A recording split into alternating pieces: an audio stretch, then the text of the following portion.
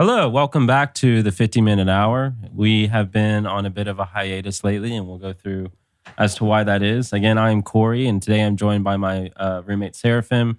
We also have Jacob and Calvin, the old crew, and we also have some other people joining us today. And anyways, right, so some old guests from the Tarot podcast and our friend John and so on. So so we've been on a bit of a hiatus, so I thought I'd explain what exactly happened. I was in a motorcycle crash, and I'm fine. I just ripped off the skin of my hand, but it healed. There's like a Darth Vader scar there now. And then we got infested with bed bugs. We suspect that the apartment we were living in was infested when we lived there, and it just took a while for them to crawl up. And so that was a whole ordeal. I think we probably spent $2,500 all in all getting rid of that. We had to get a new apartment, house. We're renting a house, sort of in the ghetto. It's nice. So the neighbors are nice. And now we know we're paying rent for this place and the old apartment. We're trying to find a sublease on it. And then we started a new job at this mafia ran restaurant, which shall be unnamed. That's been in a lot of press lately in Lexington. And it's chaotic. It's very chaotic. Our lives have been chaotic. Nothing has really been organized.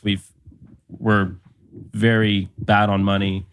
We took a vacation to my OT master in North Carolina, and Gavin, and had some fun times in North Carolina. He had a symposium, so we went there, a symposium on the writer of Peter Pan, and now we're back. And so we're let's try to get this podcast going again. So here we are. I think you've actually been through 2 jobs since we did the last podcast, haven't you? Because you worked out in Midway for a little while. Yes, I was at a fine dining restaurant, which is a great restaurant. And I'll mention that one by name. It's called Heirloom because I have nothing but good thing to say about it. The only reason I quit was because the commute was about half an hour by car, and it was a lot. Gas prices are getting worse. So I figured I'd just be able to walk to work here. Although that proved problematic once we moved in the ghetto because we were walking back home in obvious waiter uniforms. They're sort of a target for people looking to rob you, and I didn't really care. About uniforms are a target.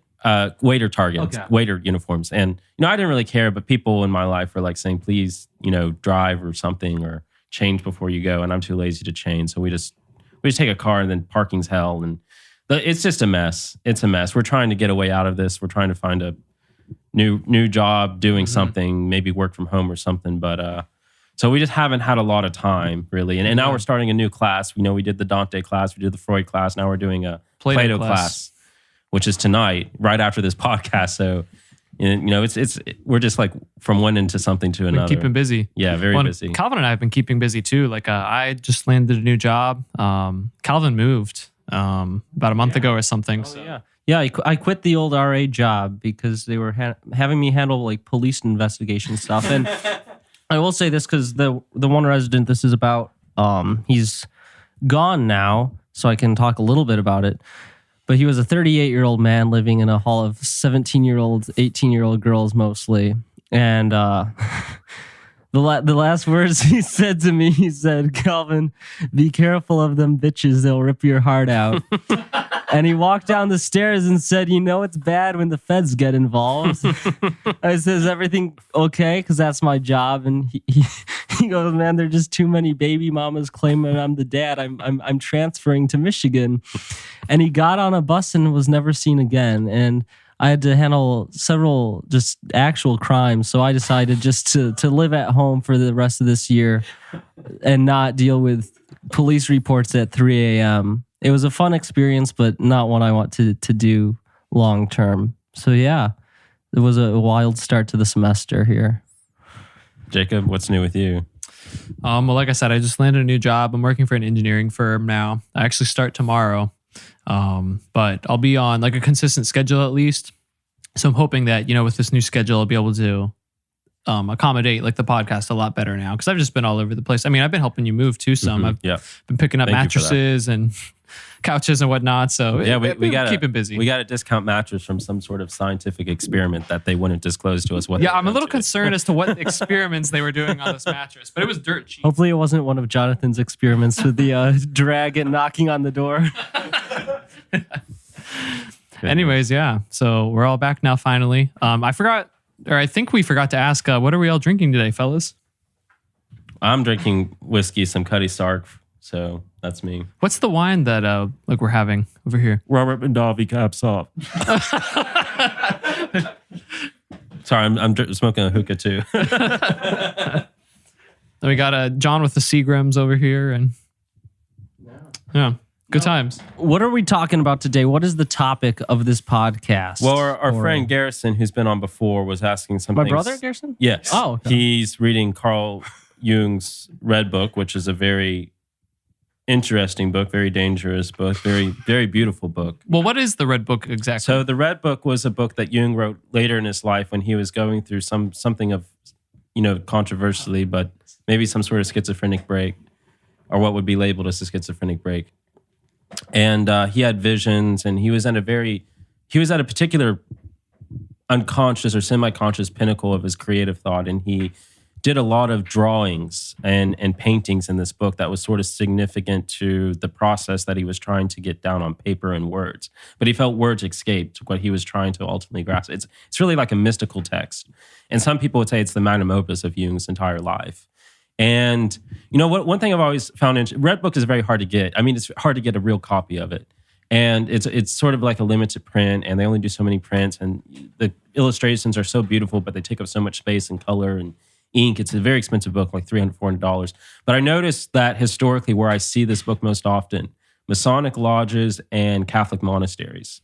Every time I go to a Catholic monastery, I see a copy of the Red Book there. They have one at Gethsemane and it's Gethsemane and the monastery I was at in New Jersey, St. Mary's. Okay. And so it's interesting the sort of people that collect this book, and a lot of people read that book. It's sort of like Foucault's Pendulum. If you read that, it's one of those books where you read it, not per se that the book changes your worldview, but the book changes the world around you, and weird things start to happen. It's one of those books that break into the barrier of the occult world or the spirit world or whatever you want to call it when you read it. And it's bibliomancy. Like when you read certain books that have certain magical aspects about them, kind of like Lovecraft's Necronomicon or whatever, if it's a fictional example, like it actually structures reality differently.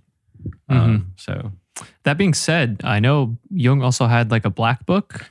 Yes, which was recently published. It wasn't actually black, but and this was published not only a few years after Heidegger's Black Books. So there's like a little combo going on there. But yeah, so is that like a more like I haven't read the Black Books. From what I understand, it's Jung's more controversial. Kind of like with Heidegger, like Jung, as most people then had opinions that would nowadays be considered unsavory. Yeah. Well, I know like he never intended to publish the Black Book, so it was not. And neither did Heidegger, from what I understand. So yeah, these are just books where these people who are worshipped by people who don't tend to actually agree with a lot of the things these people actually thought. And those ideas get censored and swept under the rug, and then they come out and it's not exactly what everyone was thinking. Yeah. So, I've noticed I've had quite a few conversations, interestingly enough, probably because of the podcast, with different people over the past 2 months about just like psychoanalysis and Freud. And a lot of times, as soon as you mention Freud, there's like this turnoff or there's this thing. And Jung's kosher. Yeah, and then suddenly Jung is like, oh yeah, Jung is great. I'm like, well, you realize like Jung was literally Jung's far more dangerous. Yeah, and he was trained by Freud, was he not? Well, there's that, but people would say, well, Jung broke away. People who know a bit more would say, well, Jung broke away from Freud. And my point with this is like from a metaphysically conservative point of view, especially like a Christian point of view, Jung is much more dangerous and not so much in line with traditional Christian orthodoxy. Freud is actually very in line with traditional Christian orthodoxy. And that sounds kind of, and I think maybe I've explained this here before. I definitely did in the Freud class. But we talked about like the unconscious Christian mind of like Freud. Yes. Whatever. It's like a book. I forget who it's by. Yes, that's he's a Catholic psychoanalyst. Yeah, I had a short correspondence with him. I'm trying to remember his name. I'll find it. Well, so anyway, Paul C. Vitz. That was it. Paul C. Vitz. Vitz. Well, it's more so that it's kind of like the line in Revelation, I will spit you out if you're neither hot nor cold. And so basically what you have going on with Freud is an example of the cold. I mean, there's a deeper interpretation of this passion. I'm just speaking superficially. So with Freud, his metaphysics is superficially atheistic. With Jung, his metaphysics is superficially panentheistic, theistic in some sense, deistic. Jung's very much a product of the Enlightenment. I mean, not to say that Freud isn't, but they're two different ways. You know, Jung's kind of a romanticist. Jung came from this very, Swiss Zurich sort of very Protestant culture, not dissimilar to Kant, who I think he's actually very similar to. Whereas Freud was in this much more less germane, much more provocatively libertine, I would say, culture, the Austrian Empire, which had very prudish standards, but also had this weird toleration for things like prostitution. Yeah. Whereas like in Zurich, that'd be totally unimaginable. And so these poles that breed these two different sort of thinkings, I guess my point would be is that if you wanted to go hard in where Freud was coming from, you went the atheist route or the agnostic route. In Jung's day, you went the mystical route, the sort of Swedenborgian route. And what you end up with Jung is much more dangerous precisely because it seems okay. It seems okay because Jung's not rejecting God. He's not rejecting morality. He doesn't relegate everything to this Darwinian, the way Americans think of Freud, at least, this Darwinian view of sexuality, the way that Freud does. But what my point is that if you read what Freud is actually, if you actually read Freud, which is where most people don't actually make it to, but if you actually read Freud and you understand exactly what he's talking about when he's talking about eros, when he's talking about sexuality, and then you read the church fathers, as far as the psychology goes, which is what Freud is looking at as a scientist, as someone who's observing more or less observable things in the world, not making speculations on metaphysics, he's pretty much in line with what the church fathers are saying in regards to man being, more or less totally despicable, driven ravagely by sexual and egoistic appetites. Jung, as a lot of people from Jung's time, Enlightenment thinkers, they want this sort of religion cake and eat it too sort of thing, where it's like, we don't really need religion, we just kind of need like Jesus being a cool guy sort of thing. And that evolves into this much higher level of mysticism where you get this like amoral moralism. Zizek really hits the nail on the head, I think, when he talks about coffee without caffeine, Coke without Diet Coke without where it's like you have like all these seeming Enlightenment thinkers are really into this now. Like a lot of people, like I think Sam Harris might be into this, where it's like, we're atheists, but we still need religion or something like that. And the whole idea that you can have morality without having religion. Yeah. And it's like initially in the more radical aspects of Enlightenment, this was pretty much rejected. Like, oh no, we can just do morality without religion. But then I think what happened is that, even people like Dawkins is starting to realize that, wait, this is actually problematic. Like it actually, it becomes advantageous to produce a society of psychopaths. Because anyone who's not a psychopath is being disadvantaged, unprivileged, because they're held back by these purely emotional, nonsensical, irrational ideas of duty towards your country or state or fellow men or whatever, when you could just go around fulfilling your pleasures without regard to anybody else. And no one really wants to reduce it down to such a disgusting language, but that really is what it is at the end of the day. So they're starting to draw back. But people, Jung is not a stupid guy. He's a very intelligent guy. He had read Nietzsche, and so he's not an idiot, and he already saw these problems way ahead of his time. He's a genius, just like Freud is. And so where he's coming at it from is like, okay, so we're going to have this like sort of weird metaphysical reality. And this is where I'll particularly, in this case, put Kant and Jung together. So they're coming from this like German idealist school. So you have Plato with the forms, and the forms of these metaphysical things that structure reality itself. Aristotle kind of teeters that off a bit, says, well, there's things like the virtues. Yeah, the things that exist in reality as principles that come about through reality. And then you get to Kant and German idealism, where it's like, all right, all of this reality is perceived through the mind. We don't actually know anything about reality itself. We only have what our mind tells us, and we can't rely purely on reason to get us there. But what we can say is that our subjective apprehension of that reality, at the very least, and this is coming out of Descartes, of course, I think, therefore I am. I was going to say that kind of stems from like Descartesian reasoning. Cartesian reasoning. We have at the very least this agreement upon this reality that is pragmatically effective. And that's where you get all of what will eventually depart from the continental to the analytic tradition with the British and the Americans. Well, and doesn't it also lead to like existentialism, I'd say? Well, existentialism sort of properly read the romantic reaction. Okay. And in that sense, existentialism is good. Now, I mean, if you want a good understanding or critique of existentialism, read Evelyn's Ride the Tiger. Okay. But like as far as that is a response to what's going on here, it's very much a justified partial solution. Got the And Kierkegaard Kierkegaard's fanboy the club. top notch. Yeah, Kierkegaard fanboy club. and Kierkegaard's the best representation you're going to get of this. After that, the French kind of perverted, as they do with most things. Don't get me wrong. I love the French, but Yeah. Anyway, so with Jung and Kant, what you end up having is like you have these categories that exist, and these categories, maybe some scholar of Kant can probably correct me here, but you have these categories in the mind that we sort of project onto reality, and we come to some sort of cohesion about that. And that's what we pragmatically work off philosophically, ethically. We don't ultimately need God or these metaphysical bases of morality. Well, he has maxims, right? Is Yes. I think what he calls them. Well, and same thing with Descartes and Spinoza. We don't necessitate this personal, metaphysical, transcendent reality to justify morality. Kant's a pietist, and he's very much a reactionary to the scholastic, as he should be, the scholastic tradition that was coming out of Catholicism, where you had to prove all these things about God and why God must exist. And Kant's F that, I'm just going to have pure faith. And, he sets out in Critique of Pure Judgment Critique of Pure Reason, to say my goal here is to destroy all reason for God so that only faith is left.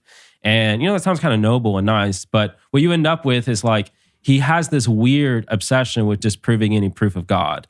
And he'll go through all these maxims and proofs. But one of the things this leads to is that he needs to give a reason. There's some readings where Kant's actually an atheist and he's just doing this as a trick. This is very big in the Straussian schools with American philosophers. But basically, I need to give a justification for morality that exists out of divine transcendence. And so he goes through that. And that's where you get Kant's, categorical imperative and so on like that. But so he's on that plane, and this is German idealism in general. But what he does more so when it relates to Jung is this idea of these categories that exist, and they exist in the mind or the psyche or whatever, and we sort of project those, and that's our reality. And Jung follows this, except we have archetypes, and there's all these archetypes. Like Jung, anthropology was getting much bigger in the day, British imperialism, so everyone was saying what the heck, all these cultures have the same mythologies. All these cultures talk about dragons, but dragons aren't real. And, all these things that we thought aren't real and just mythical beasts. Why is every culture talking about them? With these cultures that we know didn't have trade until this time, seem to have myths that go back before then. And so at this point, you get some weird pseudo-Darwinistic theories and stuff well, for whatever reason, it was advantageous for people to have the idea of dragons in their head. And that's why they reproduce. It doesn't make any sense. But Kant and Jung's solution to this is there's these archetypes that exist in our head like dragons, and we create myths about them to explain the human psyche and the existential problem of what it means to be man. All right. Maybe I can interject here, just to kind of slow things down a little bit. Going along that line, that's kind of related to what Jonathan was talking about with alchemy. Yes. Being just this idea of you have these base symbolic meanings that are within us that transcend just the human being or whatever. Yes, that's true. Yeah. But I often hear. But there's a difference with Jung. Well, I was going to say Jung. I often been told didn't understand alchemy at all, and Jonathan was very much against Jung for that reason. Yeah. Why is that? Why is what? If he has this understanding of these things being in the mind, how would we differentiate that from alchemical understanding of symbolism? If you look at traditional culture's understanding of what will now be called archetypes, or just these parts of the man that exist that connect us to the gods, the difference that the gods and these metaphysical realities are very real. Again, like Platonic's form, these things are very real. They're logos or logoi in St. Maximus Confessor. Yeah. And they structure reality itself. They're not things that merely exist in the mind that we project onto reality with German idealism. You have forms almost. Yes, in exactly. Platonic sense. So what Kant and Jung basically do, what German idealism do, it takes Plato's forms and it sort of emasculates them, it castrates them, and it brings it into our world. So that rather than God being the center of reality, or the logos being the center of reality, or the forms being the center of reality, it's now the mind of man. It's us. Yes. Yeah. Okay. And the mind of man itself, it's not the Hermetic maxim of as above, so below. It's the Pythagorean maxim that man is the measure of all things. Now, of course, again, with Kant and Jung, this doesn't mean absolute relativism. It just means that the structure of reality is what we determine it to be collectively. This is where you get basically the basis for the modern ideology of science as a religion, because it's not that these metaphysical realities have any truth value, as Kant will say, they may be true, but we don't know anything about them. It's rather that the world we observe pragmatically works or it doesn't in these collective observations that we all check each other with. That's modern science. And so modern science is very different from ancient or traditional sciences, which were trying to understand the minds of the gods, the minds of the creator, the minds of metaphysical realities by understanding how reality works on our observable level in the material universe. But it was always a means to an end of understanding the higher principles of reality. Alchemy was the bridge between those two.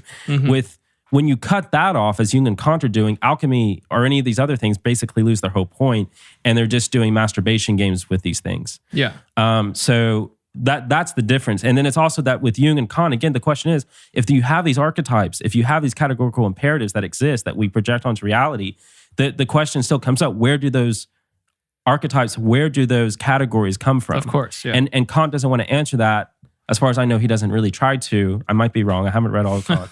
But he doesn't really give any answer to that, or Jung doesn't really try to address that because it's too lofty. They have this sort of Protestant humility about them, and intellectual humility, and so they don't address that because it would point to some sort of creator, and they're not stupid enough to go into the like pseudoscientific Darwinist route, where it's like the idea of dragons is advantageous for reproduction or something. So they're gonna, and this is the same trap, by the way, that Jordan Peterson often falls in when he goes on his evolution screeds. It's like Peterson always comes so close, and then he goes into this weird evolutionary psychology, and it's just like he'll go back to that. It loses its, and it's because he's too stuck on Jung. And he can't really escape this problem that Jung has. With Freud, you just get what you get. There's no God. Everything's materialistic. Who cares? Cut the bull crap. What are you saying about psychology? And then you'll find that what he's saying about psychology is actually very similar to pathology. It's very dark. It's very pessimistic. When you look at Jung, he has a much more optimistic, and that part of that is because he's cutting off from Freud this idea of sexuality as being the arbiter of all of man's doings.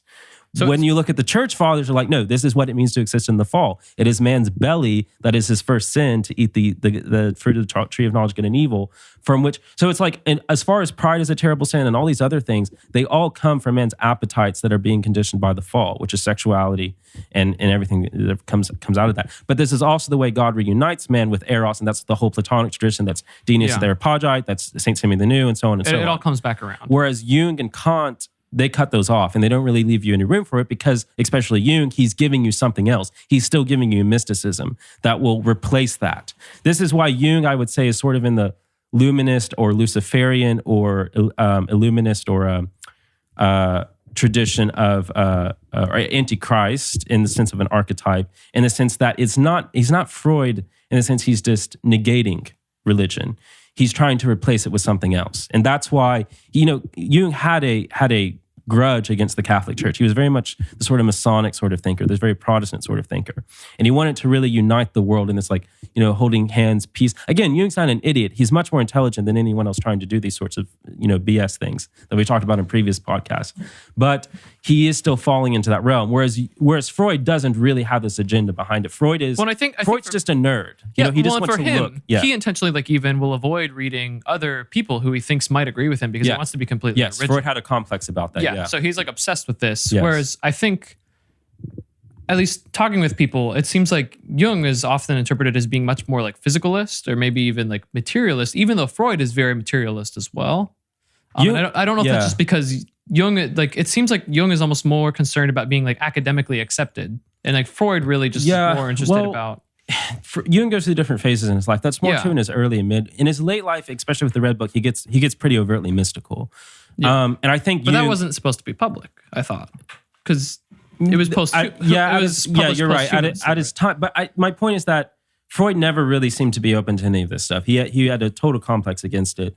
Yeah. Jung was open to it. And I think he was open about it during his life in private matters. Okay, but and you get this if you read Jung's works.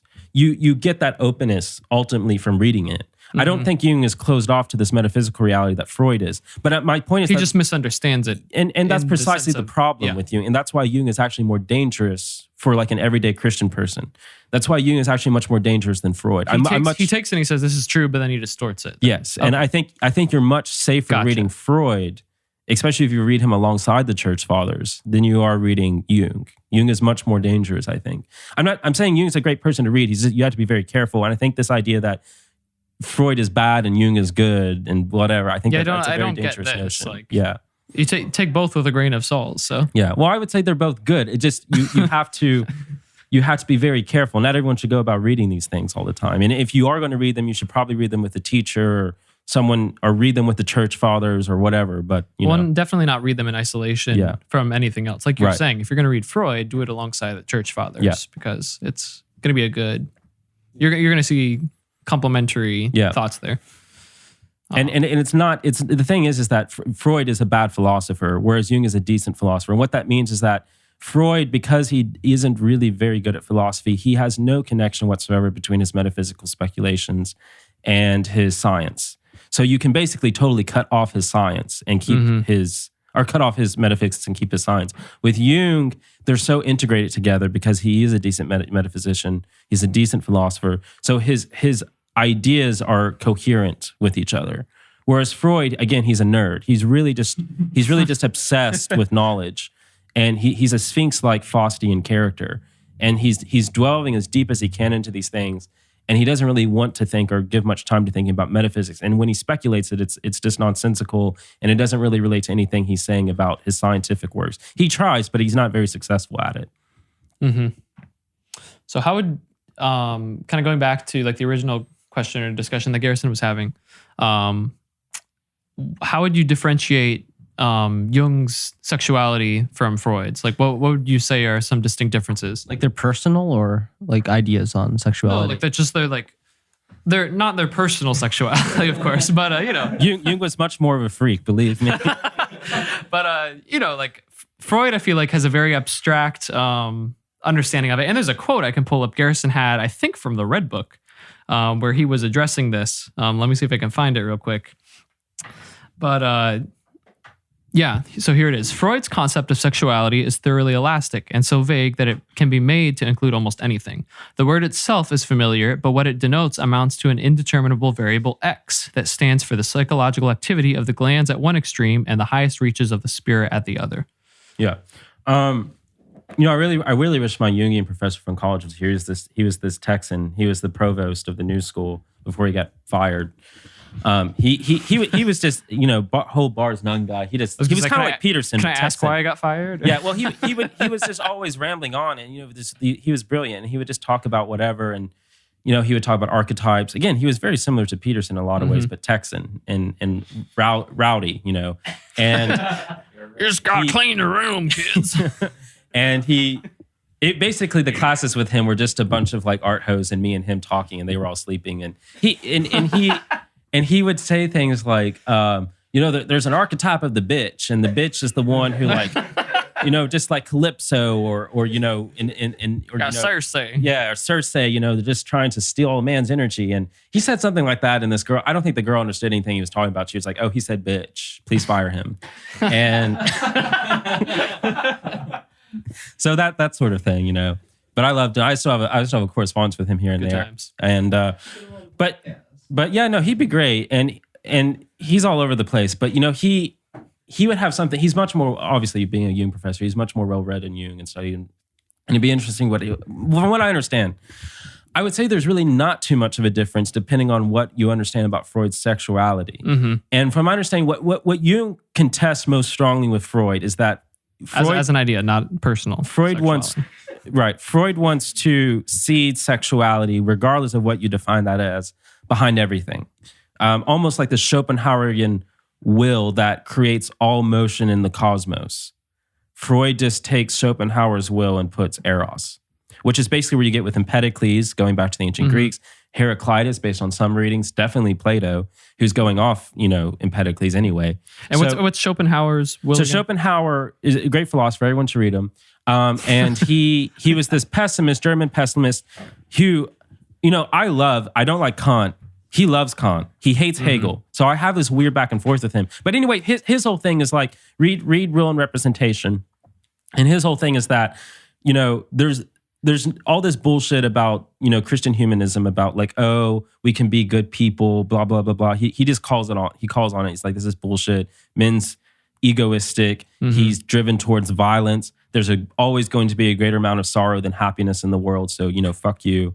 And basically his whole thing, he hates women. But his whole thing with his metaphysics is that the entire cosmos is driven by strife. It's driven by this egoistic will that manifests itself over time in particles and then in cells. And then those cells drive psychologically towards individuation of their will. It's almost like this Nietzschean will to power. In the words of Jordan Peterson, that is chaos. Yes. That's chaos. But it's chaos that breeds order because that will is a desire. Mm-hmm. And that desire takes the chaos like the demiurge of old and takes all this amalgamated mass and forms it into the architecture of desire, the architecture of the world, the architecture of order, the architecture of philosophy, politics, business, marriage, children, households, design, art, beauty, philosophy, religion. I already said philosophy, but you need to say it twice. And the idea is that this will, which is pure selfish striving towards killing everybody, organizes itself. I mean, already this sounds very Freudian. Organizes itself into this disciplined passion. Yeah, and, sure. and Schopenhauer sees this everywhere. The entire cosmos is driven. Again, go back to read Empedocles' poetry. This is basically what Empedocles is saying. And Freud takes that and just puts eros there.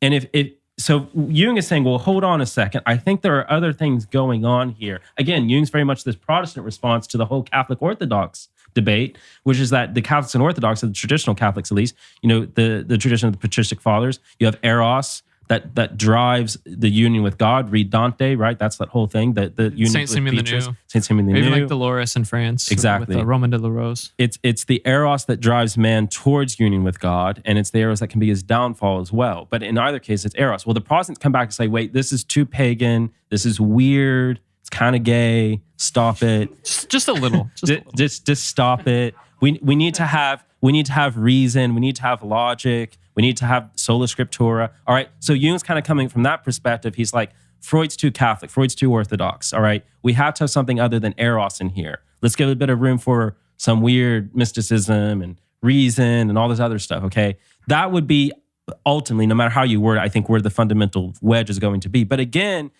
this is really just a discrepancy of what you understand eros to be.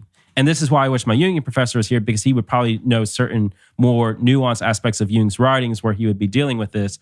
But Jung seems to be hesitant to, even from an eros point of view, to base everything on that. He wants something else other than eros. He wants a multifarious principle of the reality of the world. He's not a Schopenhauerian. He doesn't want this fundamental mono energetic principle running everything. He wants something else in there. Whereas Freud wants to reduce that to eros. Okay.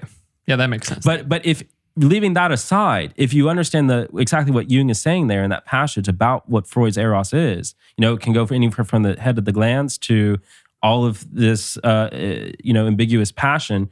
Well, then what really is, if you go with the latter, right? What really is the difference with what Jung is saying? It all comes down to whether you think there's this multifarious principle of reality or if it's one. Mm-hmm. Does the world, the Platonic tradition, a lot of, Hindu traditions, like everything comes into oneness. There's not difference. Difference is an illusion. The I that is saying me to you is all illusion. We're all one, okay? Or is it that, no, there actually is distinction. There is individuality. And all this comes naturally with the Protestant metaphysics, with the subjectivism of Scripture and so on. So again, for all the things going on in this debate, it's really a Protestant versus traditional Christian argument about the one versus multiplicities. Which is an ancient pagan argument as well. So what do the Protestants believe? So again, the Protestants are coming at from this. They want to get away from this eros point of view. Again, this is all Protestant. I'm just speaking for the general Protestant ethos going on at this point in time in history. The Catholic and the traditional Catholic and the Orthodox view, which is coming out of this Platonist view, is that multiplicity is fractured. It's not real. It ultimately is, and this is where you get things like Saint Gregory of Nyssa talking about the anthropoi pleroma, the wholeness of man functioning as one rather than the individuality that we see here is sort of just illusionary, and hence his understanding of soteriology and salvation. But the idea that Protestants started to subjectivize soteriology into individual realities. So it's not that man is saved, but that I am saved. If you listen to you read a lot of the old church fathers, their concerns with salvation between damnation and heaven, it's much more in this broad stroke that man shall be damned, that man shall be saved, that the wholeness of God and his justice will burn mighty upon man, or that his mercy will bring man into the heavens. When you move into the Protestant world, it becomes much more, and this is where you see things like capitalism, individualism develop. It's much more about, are you saved? Are you damned? You must get saved. You must say this prayer. Again, I'm being simplistic here, but this is a general metaphysical, soteriological pattern you start to develop in Protestant thought. And a part of this comes with democracy, and democracy comes out of this idea of sola scriptura, that man can use, by his own reason, he can read. And so everyone needs to read, and he can read the Bible, and he can have his own thoughts about the Bible. We don't have to rely on this collectivized, patristic idea of what the Bible is telling us. So Protestantism subjectivizes salvation, and by doing so, subjectivizes the metaphysics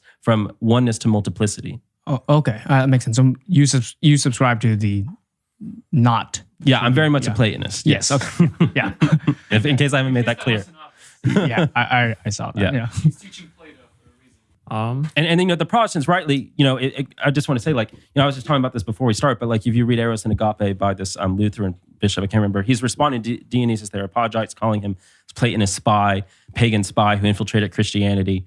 And, in case you don't know, Dionysius the Areopagite, the guy in Acts that Paul talks to in Athens, some people say it's not the real Dionysius the Areopagite, there's a pseudo Dionysius, whatever. In either case, Dionysius' whole project is basically to found the entire theology of the Orthodox Church, from which St. Simeon the New, the third and final theologian, will ultimately culminate in his works on the Holy Spirit.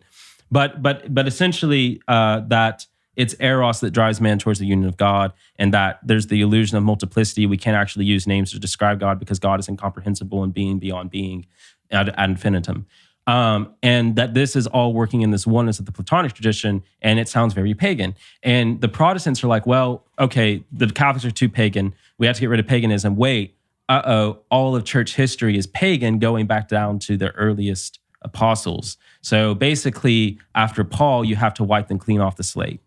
And you have to, again, if you really take this mode of thought to its logical conclusion, you get this total literalist idea of what the scripture is saying. It's one unified book that is all speaking the same voice, and anything that it says that sounds like paganism is not the correct interpretation.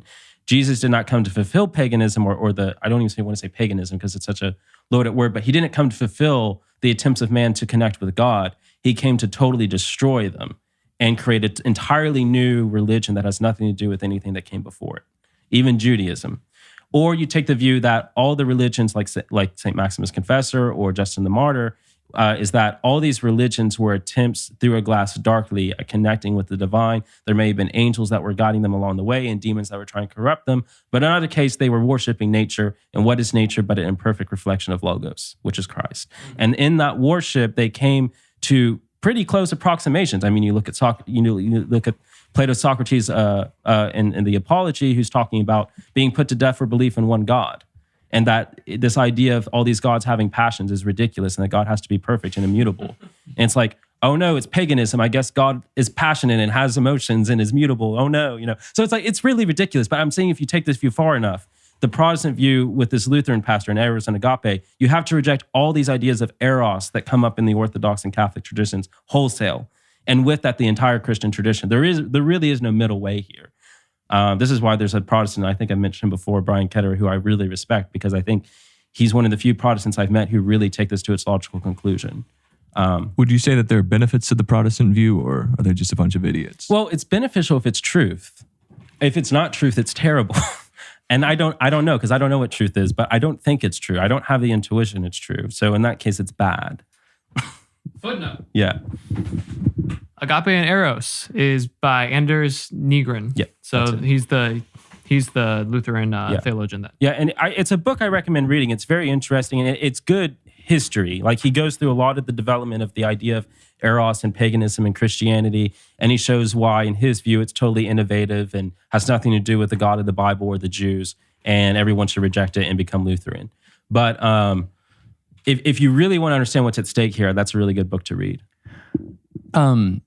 Just sort of off of that, it reminds me of that post a few weeks ago that our atheist, I don't know, friend, but Oh, yes. acquaintance. Yeah. Yeah, that you know, was where good. he kind of did this long post about, you know, Russian Orthodoxy, especially like, you know, rural pagan, not rural pagan, sorry, you know, rural kind of Russian, you know, farmers and peasant. That's what I'm trying to say, peasant.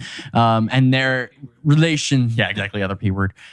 Their relationship with Orthodoxy in their tradition. And he was sort of calling out Orthodoxy and saying, well, you know, according to these peasants, I mean, they were just mixing, you know, Russian paganism with the newfound Orthodoxy. And the point of his post was like, he was combining all these sort of Russian peasant pagan kind of traditions that were kind of now being, you know, enveloped in Orthodoxy. And it's saying, well, actually, you know, this see how the church is really corrupted, and it's, you know, and you and I were reading there like, oh yeah, this is great, like this is awesome. This is, you know, his point was sort of, this is disproving organized religion to some degree. It's like, no, this is actually this is what it should be, because it's fulfilling these traditions that sort of got there in some ways, but we're now being, you know, fulfilled better within the Orthodox tradition. And that does seem lost a lot in Western thought, whether it's Protestantism or atheism that came out of Protestantism in a lot of ways. Well, and right, this is why there's two types of atheists. There's Catholic atheists and there's Protestant atheists. And Protestant atheists make these sort of critiques like, oh, you know, Mexico isn't really Catholic. They still have all these pagan traditions. That's a very Protestant understanding of what Christianity is, versus Catholic atheists who are much better atheists and typically are looking at actual metaphysical arguments about the problem of evil or the structure of the logical definitions of Aquinas' proofs of gods. Whereas Protestant atheists are much more like, oh, you know, look at this bullshit manifesting in this culture. Like, oh, look at all these wars that religion has caused. Therefore, religion can't be true, right? They look at very material things. And that's a product of the Protestant multiplicity of understanding of metaphysical realities. But what's interesting here is, right, is that the whole idea is that, well, Christianity can't really be true, or it doesn't really have any meaning. And so far, it's applied this sort of provincial idea of like, oh, look how society and cultures used to be so great under Christianity, because none of these people were really Christian. They were just pagans who adapted onto Christian norms. But if you take the perennial Orthodox understanding here, it's that God sanctifies everything, including these pagan practices. And that's why what I talked about in that PharmaCon episode, like you can't just black and white everything is magic or not magic. Everything's magic. Everything's PharmaCon. Everything has some aspect of sorcery or divination. The Weather Channel is divination. All right. If you want to get rid of divination, go put your head in the sand and die. But you know, even that's probably some weird form of divination. But my point is like there is no escape from paganism. We're all pagans. Okay. We all have some sort of sacred understanding of our relationship to nature and reality, but it's sanctified in logos, which is Christ. Where you get into abhorrent acts of paganism is this very things that Christianity did up curing, like sacrificing people or killing children or all this other bullshit that atheists never seem to talk about when they make these criticisms, right? Yeah, so it seems like there's kind of two lines you can go with modern, you could say atheism, and then to some extent, you know, Protestant post-Enlightenment kind of Christianity. It's like you can kind of see it in two ways, where it's either like, and this is the way you see it, I think, much in the West. It's like, well, this can't be true because look, it's just all restructure of paganism or early, you know, primitive ideas. It's just all, you know, repackaged in this new thing. It's like, and that's a proof that it's not true. It's like, well, actually, that can be very much a proof that it is true, because there are truths that exist from the very beginning, you know, pre-Christian, pre any of this, that there's this line you can actually draw of truth. And so it's kind of, what's often used as a proof to say this stuff is untrue, actually could be a proof that it is true, that there is a common core truth that is extending down from the very primitive to I'm getting the microphone taken away from me now. I was just going to add, this kind of comes full circle with, you know, what we were talking about at the beginning, where you have this with Jung, and like Peterson's always talking about this. It's just Jung is arguing that this is coming from like the human mind, whereas like we would argue more that it's coming from like a divine logos. Mind that's being impermeated into the mind noetically of all man. And this also relies on a very like modern anthropologic idea of like the devolution of religions, or the evolution of religions from, you know, animism to pantheism and so on and so on. Eventually you get to monotheism and you get to the most enlightened of all, modern atheist, and, you know, modern white civilization. But the whole aspect here is like, well, the perennial tradition, whether that's Adam and Eve or whatever, the Hyperboreans, is that you had one true religion that was given to men directly by the gods that since got corrupted and devolved into animism and polytheism, but is actually structured. And what you need to get back to that is the prophet. that prophet's Muhammad or the prophet's Christ or whatever. But the point is that someone comes in to reunite all these sort of missing children from the Tower of Babel and put them back together in one family. It's funny that you said the Tower of Babel because that's exactly what I was thinking of. It's like you have that's the whole core, archetype, yeah. and then it's Yeah. Yeah. Speaking of Jung, that's a whole archetype. The confusion and the chaos that ensues when man thinks himself able to meet God. It's not this idea that like, oh no, man's building a tall tower that's so pompous. Like obviously man's built a bunch of tall towers since and God has struck them down. The idea is that man at that time thought by doing so, he would be worthy to meet God in the sky. And this is done archetypically when man sees himself as like able to be God, often in today, that's with the mythology of science, as able to be God without God. That we as man are given the arbiter of all things, as Protagoras, right? That we as man are given the arbitrary law to decree what is reality and to structure reality as we see fit, that we ourselves become gods, like Prometheus, that we can have the truth of the gods without God, that we will become greater than the gods.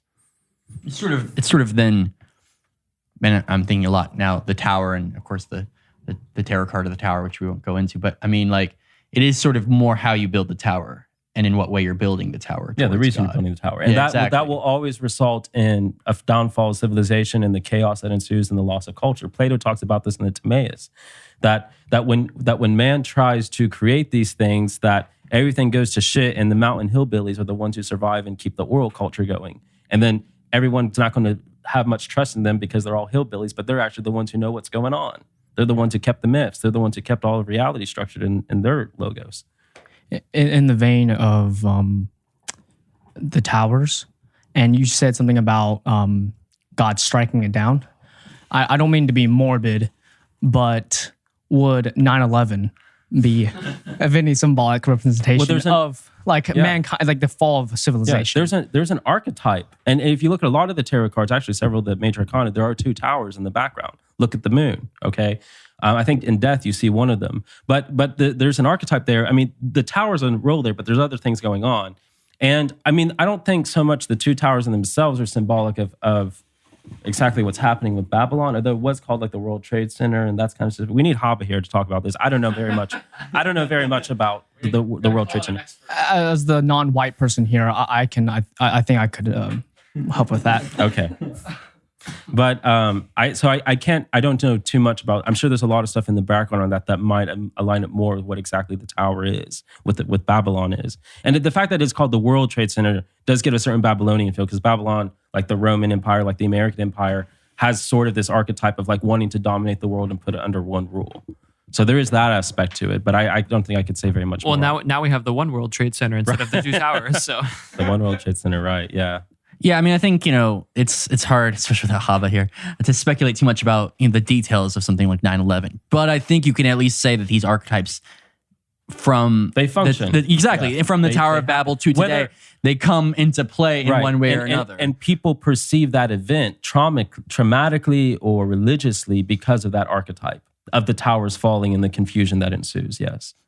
Yeah, and I mean, as kind of evil and disgusting this event might be, there's a lot of people who are at least aware of a lot of the problematic nature of the Western influence on the Arab world, who would say that would say, and I've talked to people like this, who would say, despite the evil and the innocence, that was destroyed on that day, it's like there was a long time coming of Western civilization coming to get its due in some way. Maybe not in a justified way, but in a way. And the fact that, I mean, you mentioned the towers. I mean, I was thinking about that just a moment ago too. I think those archetypes come back into play where a certain hubris of man does come back. That was my understanding in second grade. When I saw it and everyone was freaking out, I was very confused. And people were like, why aren't you freaking out? Why aren't you scared? And I said, I don't understand. Isn't this what we're doing to other countries all the time? Like, why is this so bad now that it's happening to us? Like, because I didn't have this idea. I never really developed this idea of patriotism for America. So it's like the idea like it's on our own soil somehow makes it so much worse than all these other lives that are being killed elsewhere, right? I was very confused by that for exactly what you're saying, that we had it coming. I even feel alienated from that we there. When I say we, I mean it's very alienated. It's not really including me. Yeah. Before we get completely canceled on this podcast, I mean, not the particular people who were died on that day, but the fact, the Western hubris in general, kind of had it coming to some degree. And we have not handled that right. We've kind of doubled down, but We officially have 18 seconds, right? Before the. Well, I hope that this podcast today has been a knocking down of the two towers of your mind.